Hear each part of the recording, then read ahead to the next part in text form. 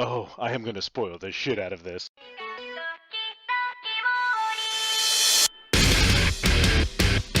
I've written this 6 times now, and this is all I can come up with to discuss Doki Doki Literature Club without spoilers. Hi, I'm Mattyd, and here's my review of Doki Doki Literature Club. I laughed, I cried, I pooped myself. Thanks for watching. Yeah, that just won't do. Okay, stop! If you haven't played Doki Doki Literature Club, go download it and play it. It's free and shouldn't take you more than 3 or 4 hours to complete, or 5 if you happen to be reading it out loud to a group of English as a second language coma patients. All I will say is, if you don't see the credits, it's not over. Play it. Unless you are easily disturbed or have any fragile psychological issues, seriously take that warning to heart. The story gets ruthless and has left many an innocent soul shattered. It is brutal if you have any empathy. Having said that, pause this and go play it. We'll be here when you get back, in whatever shape you come back in. If you have played it or watched others play it on a stream, then let's do this. This is my frank and unfiltered review of Doki Doki Literature Club. So, I know, right? What in the holy fuck? Was that not an awesome sauce of endearing, crushing, and chills?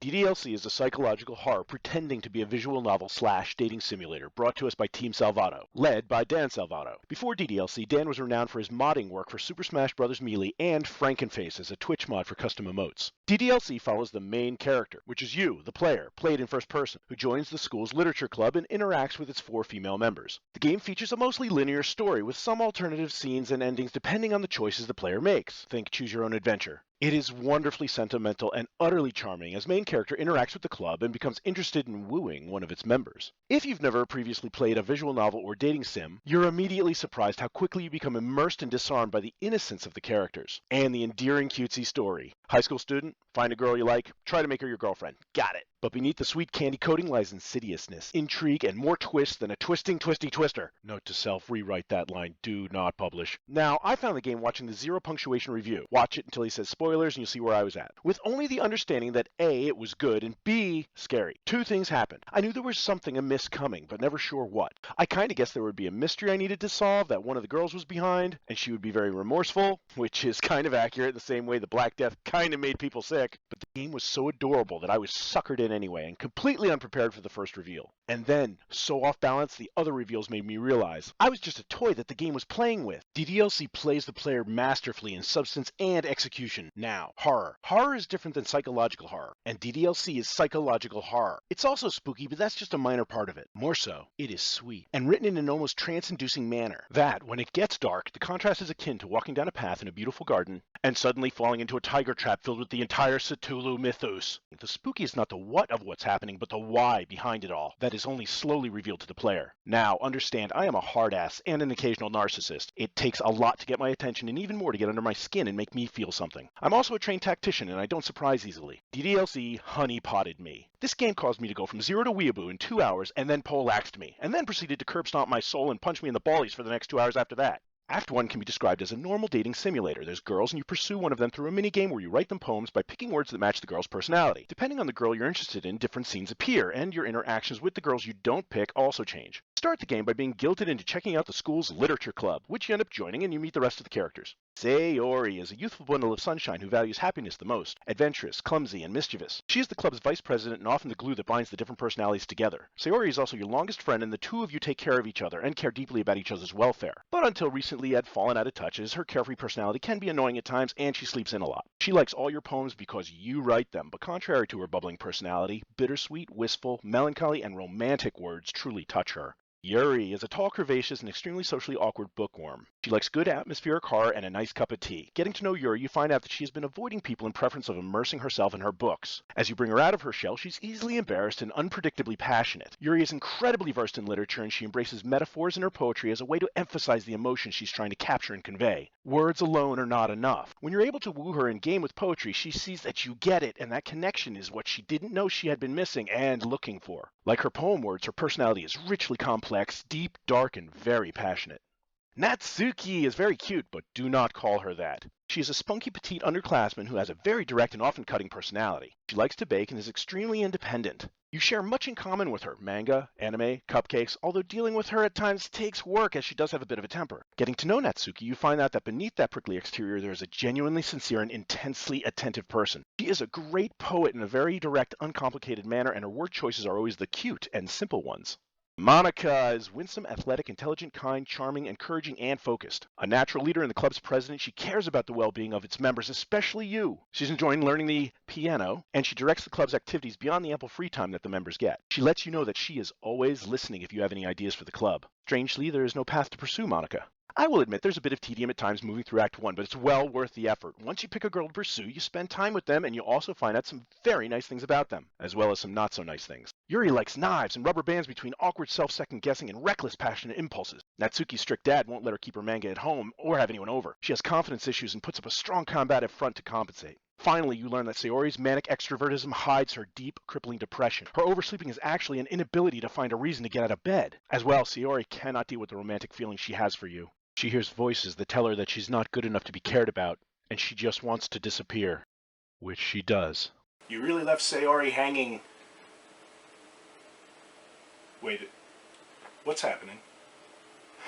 No, come on. Come on. No.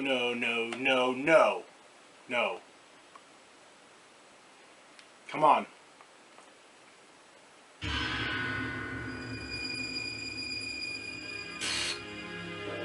No! Are you fucking kidding me?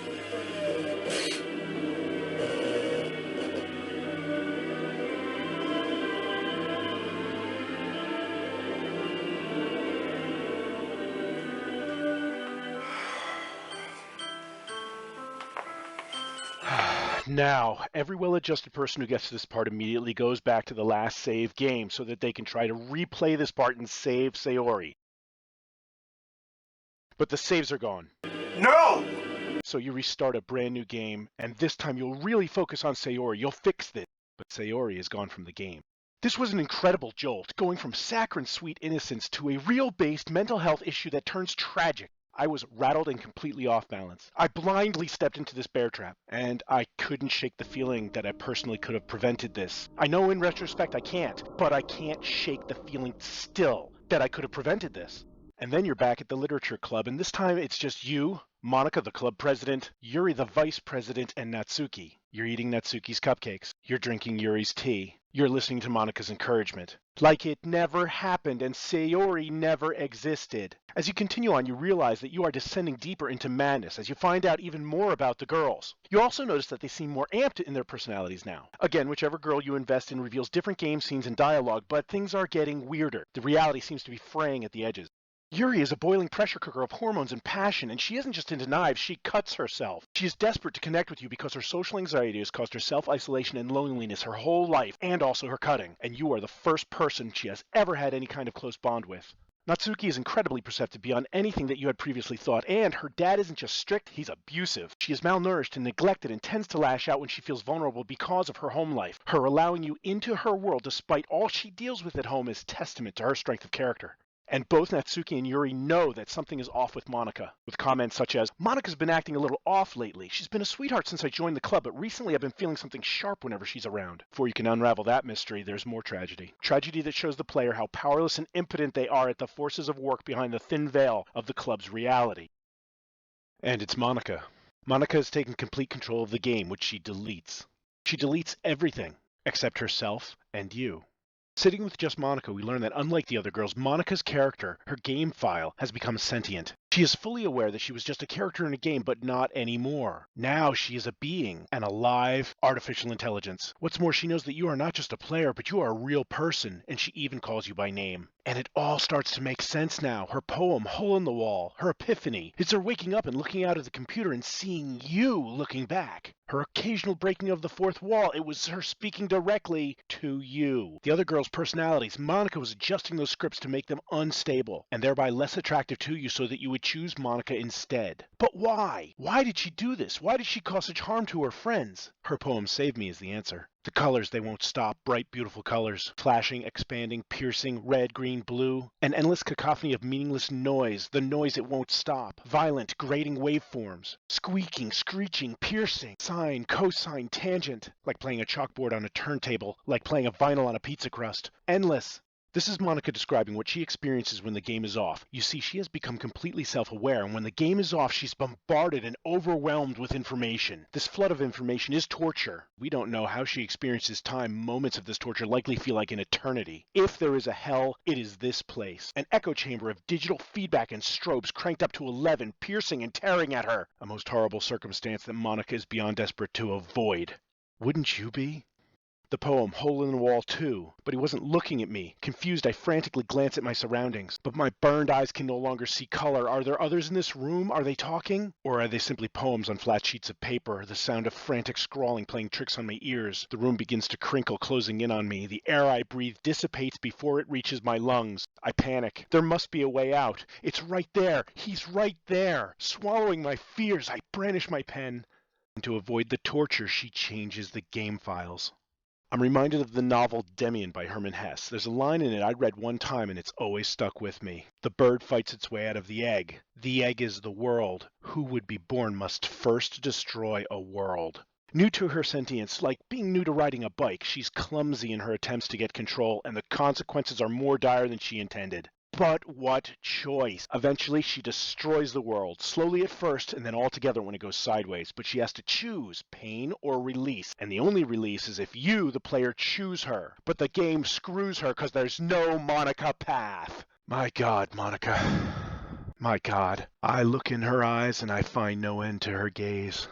And so we sit with just Monika, and she tells us, take good care of ourselves. For her. If you turn the game off and back on, she's still there. You cannot restart it, although at this point all hope was pretty much drained anyway. And then you find the only way to move forward is to go into the game files and to delete her. Delete her character the same way she deleted the other girls' files. I wept for Sayori, I wept for Yuri, I wept for Natsuki, but I cried for Monika. DDLC is a Greek tragedy. You cannot save any of them, and the Deus Ex Machina is also the ghost in the machine. I agonized for an hour before I finally did it. And then we realized that Monika is both selfish and selfless in her love. She plays God in a desperate attempt to avoid being sent back to the hell of being left behind. And then, despite that, she allows you to delete her. And before she's gone, she recovers the game files. She recovers all of the game files, including the other girls' files, giving you back the other Dokis. She didn't have to do that, but she did it for you.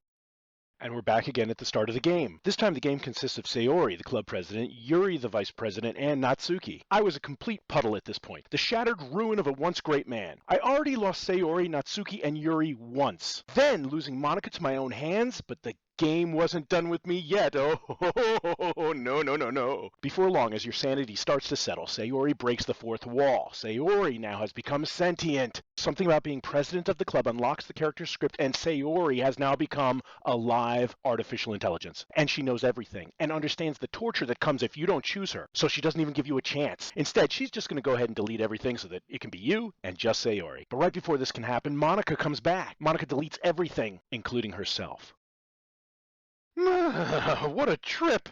Doki Doki Literature Club is a great piece of art. Easily one of my top 5 games, currently holding number 2 after Portal, but also in my top 5 books and movie recommendations also. The game characters are incredibly rich and complex beyond the psychological issues that are revealed. I was able to completely lose myself in the suspension of disbelief, so that after becoming enamored with the Dokis and falling absolutely in love, and lulled into a very pleasant place, Sayori was a shock that floored me. I probably did see it coming, but I refused to believe that we'd end up there. Then, unable to save Yuri or Natsuki, I became manic to unravel the rest of the puzzle. If there were any negatives, as a game it is, only occasionally frustrating to be led around with only minimal control of how the story goes on. The choices you make are far and few between, which makes this more akin to a choose-your-own-adventure novel, rather than a game, but I guess that's what a visual novel is.